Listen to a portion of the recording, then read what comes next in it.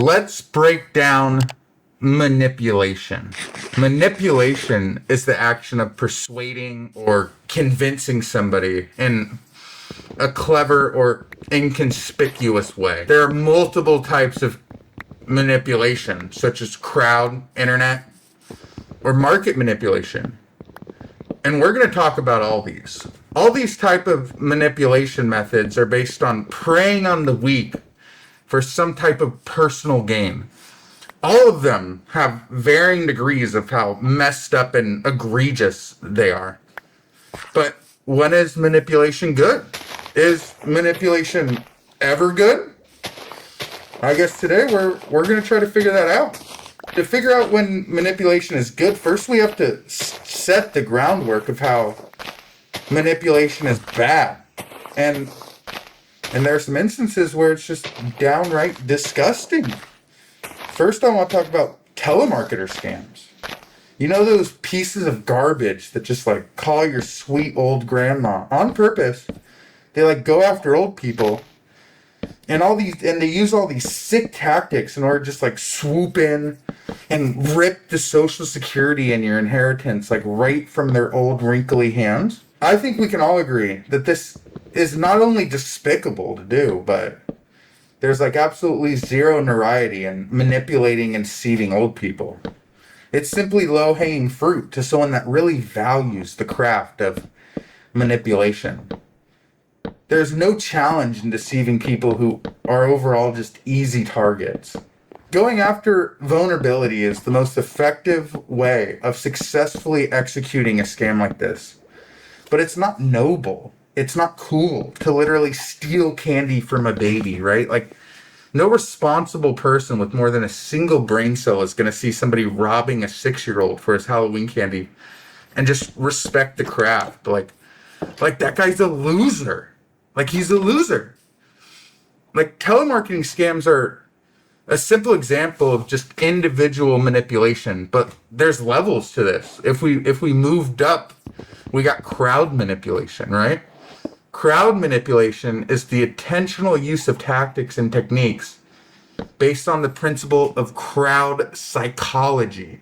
This is used to engage control or influence over a group of people.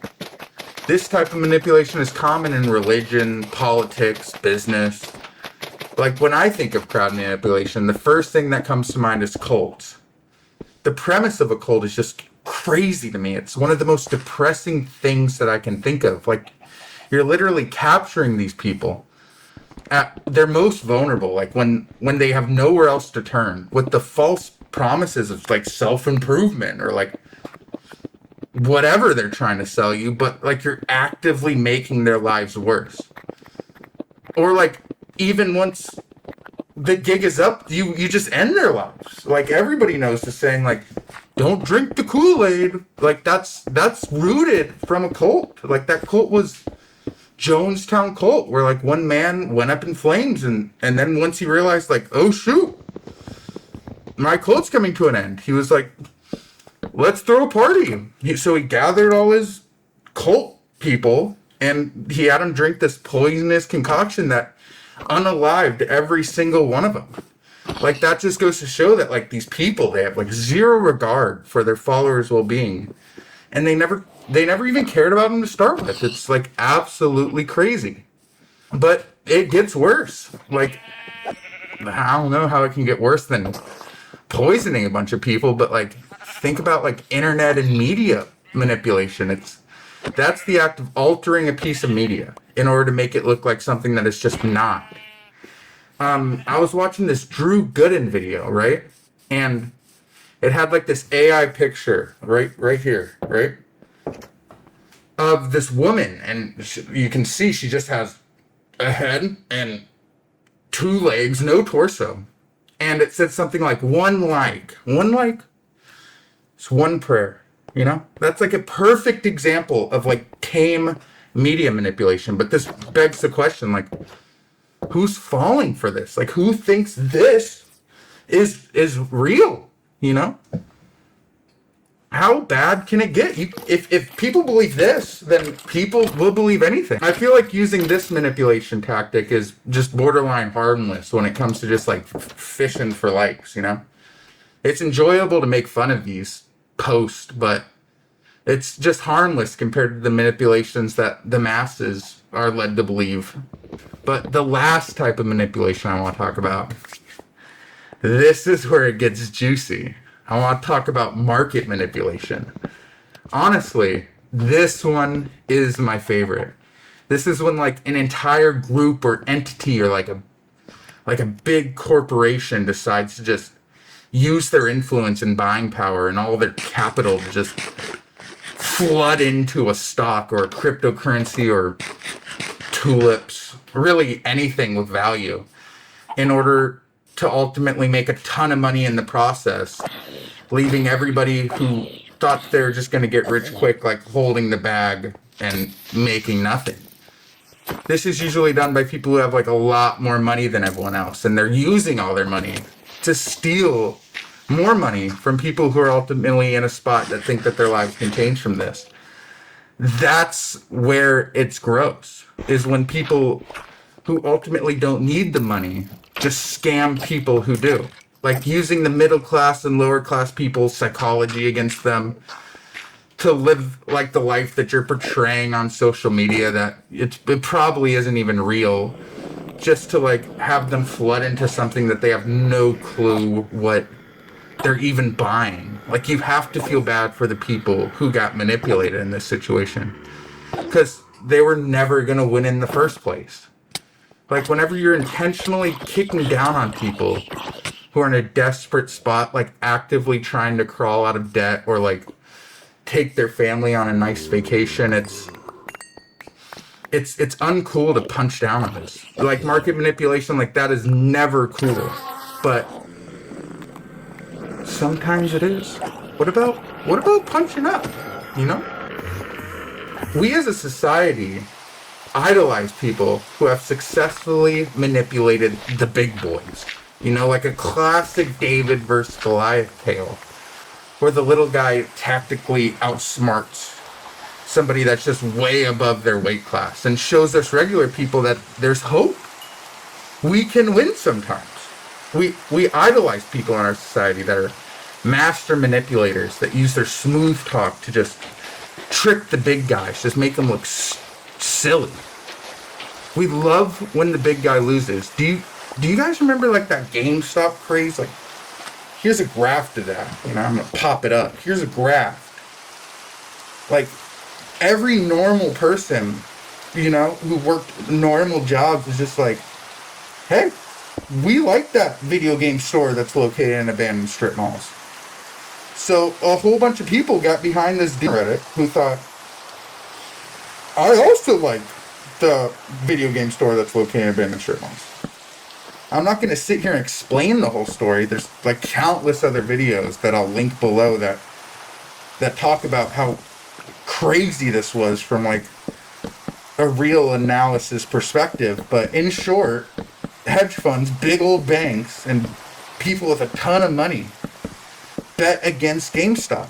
And in doing this, they got hit with the flood of normal people who thought we liked the stock. And those big companies lost over $5 billion. And all that money went to just normal everyday people who bet against corporate greed. Like, that was cool. That was so cool. That was good manipulation, you know, because the little guy won. The little guy, he took a chance. He did something about it with classic market manipulation. Like, dude, that was crazy. Like, the little guy finally won. Like, you have to love when something's so crazy and so stupid. It's that you think everybody tells you it's never going to work out, and it finally does. Some people got wrecked at the end, you know, like the people who bought in at the top, you know, but either way, it was still cool for the large majority of people who got in on this. But we glamorize that time in the market. Like us normal traders are like, that was our peak.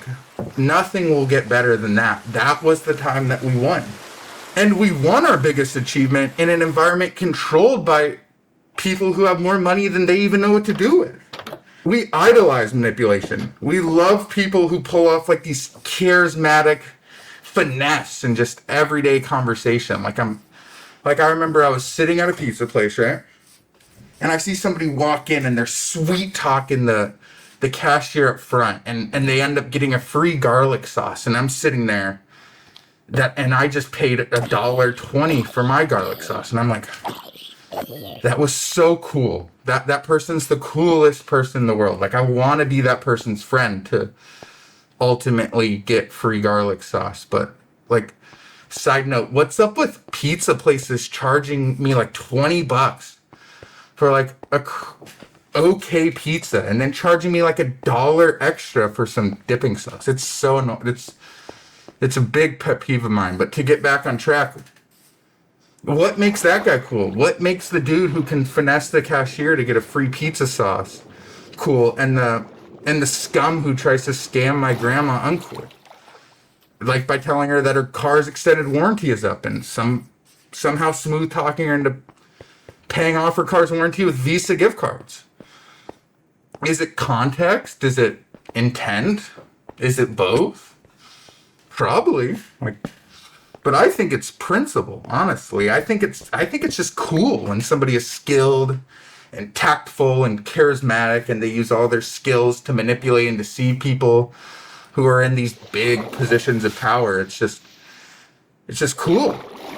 We love when somebody does that. We love when Karens get owned. We love when two lawyers with PhDs just go after it, and we love when young Sheldon sticks it to his teacher because the kid's so darn smart.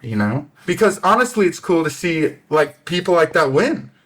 It's cool to see people who are so talented at their craft use their talents versus someone who deserves it. We love an underdog.